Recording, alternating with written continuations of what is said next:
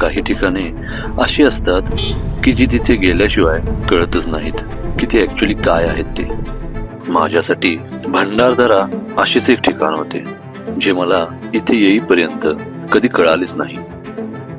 जेव्हा इथे आलो तेव्हा याची खरी सुंदरता जाणवली.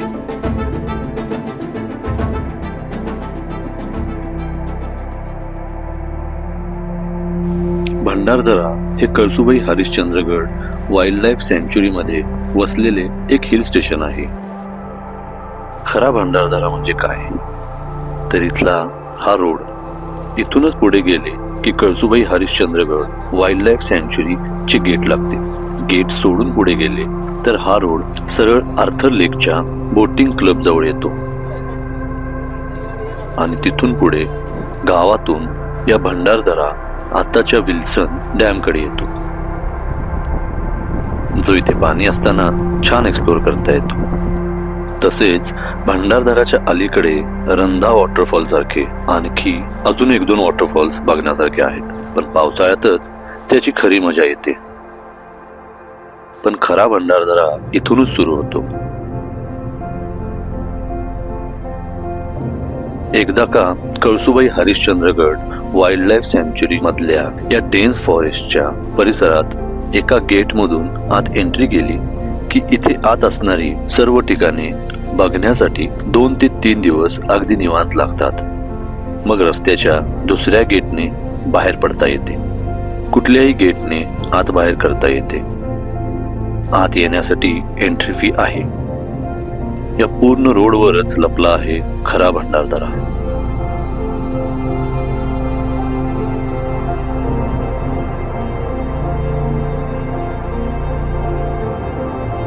कळसुबाई शिखर हे भंडारदरा रिजन मध्ये आहे. कळसुबाईवरून थकून आल्यामुळे पहिला रेस्ट साठी हॉटेल शोधू लागलो.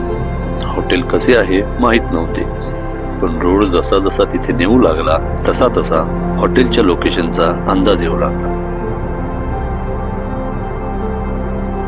सूर्यास्ताची वेळ होत असल्या कारणाने थोडे लवकर निघणे महत्वाचे होते, म्हणून पहिला सूर्यास्त बघायला जाऊयात.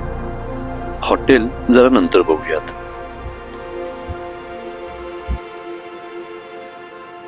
आवरून हॉटेल मधून निघालो सनसेट बघण्यासाठी.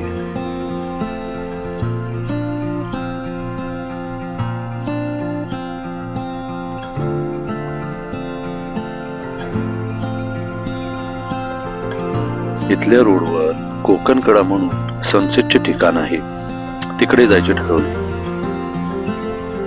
ठिकाण हॉटेल पासून साधारण 1 तासाच्या अंतरावर होते. हा 1 तासाचा रस्ता एवढा निसर्गमय असेल वाटले नव्हते. हा काही असा साधा सुधा रोड नाहीये. इथल्या फेमस आर्थर लेकला वळसा घालून जाणारा रोड आहे हा, आणि म्हणूनच लेकचे पाणी या रोड लगत कंटिन्यू असते. इथे आत सर्व काही आहे. चांगल्यातले चांगले हॉटेल्स, खूप सारे वॉटरफॉल्स, डोंगर, दऱ्या, किल्ले, मंदिर आणि अशीच अजून बरीच बघण्यासारखी ठिकाणे. नजाऱ्यांचा भंडार आहे इथे, ज्याचा अनुभव पावलोपावली आपण घेणारच आहोत.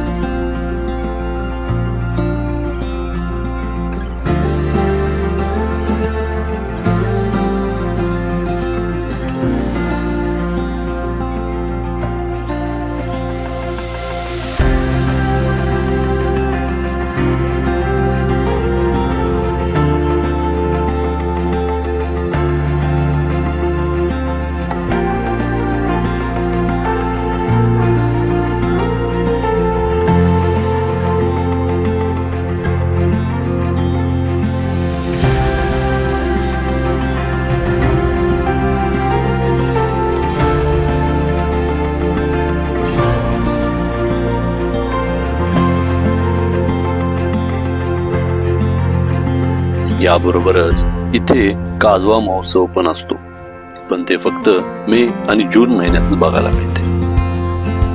इथून आतूनच कळसुबाईकडे जाणारा रोड सुद्धा आहे. रोडची कंडिशन जरी खराब असली तरी या एका रोडवरच आहे सगळा निसर्ग.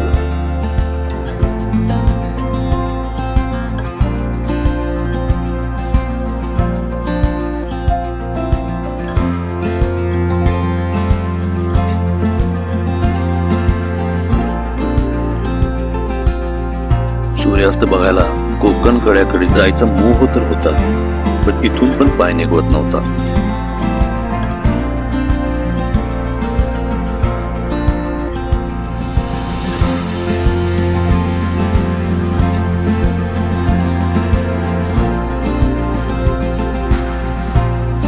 वाटेतली दृश्ये बघण्यासाठी इतक्या वेळ थांबत होतो की तिथे लवकर जायचे आहे याचे भानच हरपले होते.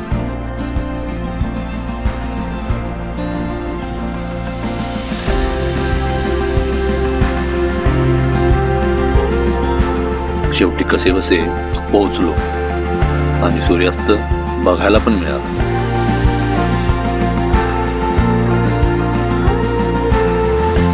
घाटघर गावात असल्यामुळे याला म्हणतात घाटघरचा कोकण कडा. पण वातावरणामुळे थोडे अस्पष्ट नजारे होते कोकण कड्याचे.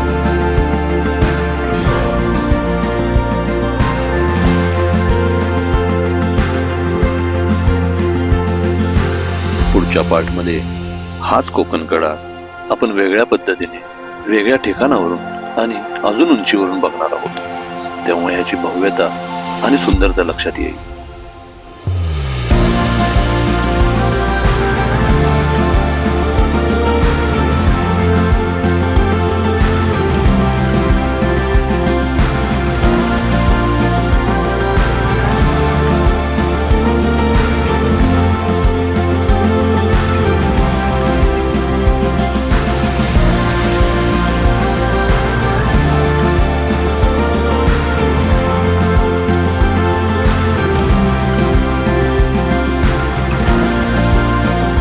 हॉटेलवर जायला निघालो.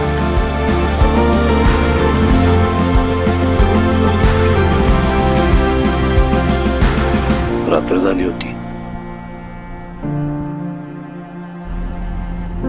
रस्त्यावर कमालीची शांतता.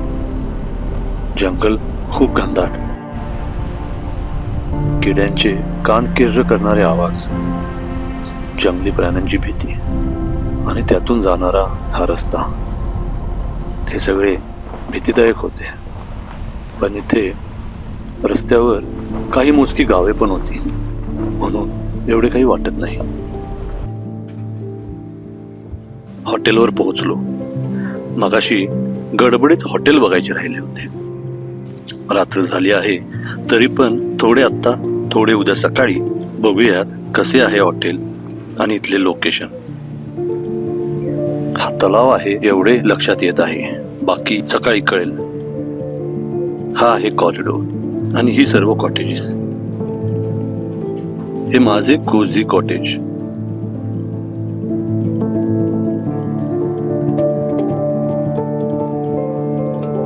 आणि हा आजूबाजूचा हॉटेलचा परिसर.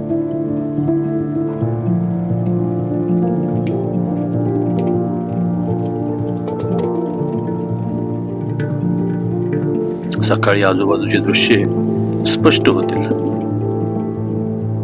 तर चला आता जेवून झोपू, कारण एवढ्या सुंदर जागेवर येऊन सकाळी सूर्योदय तर बघावाच लागणार.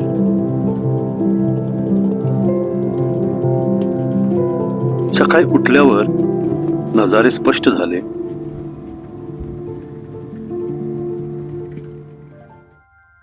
आणि कळाले की माझ्या कॉटेजचे लोकेशन सर्वात उत्तम होते, कारण सूर्योदय रूमच्या समोरच होत होता. इथले सकाळचे वातावरण थंड, शांत, इतके रिलॅक्सिंग होते की इथून निघावेसेच वाटत नव्हते. सूर्योदय बघत बराच वेळ इथल्या निसर्गाचा आनंद घेत निवांत बसलो.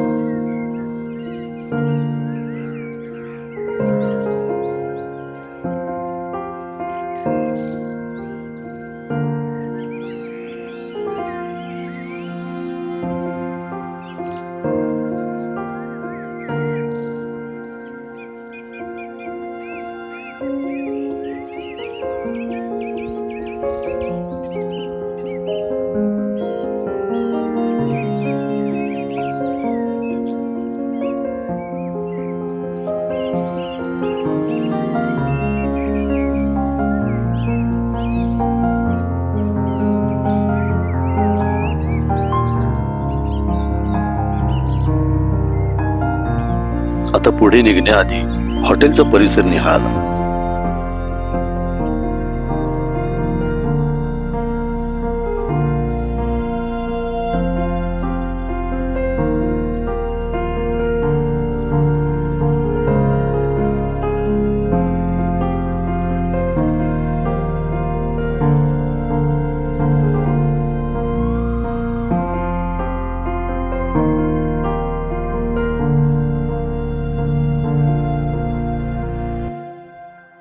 आणि आता इथून पुढच्या डेस्टिनेशनकडे निघालो.